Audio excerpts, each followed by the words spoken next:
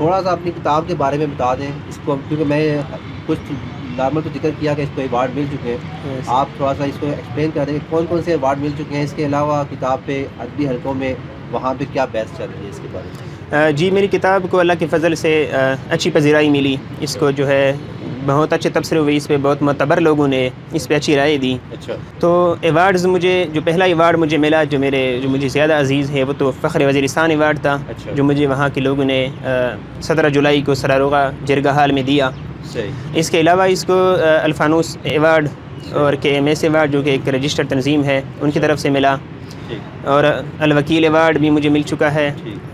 और अल्ताफ़ हुसैन हाली अदबी अवार्ड के लिए मेरी किताब मुंतखब हो गई है अच्छा। और कि तकरीब उसकी आगे होगी।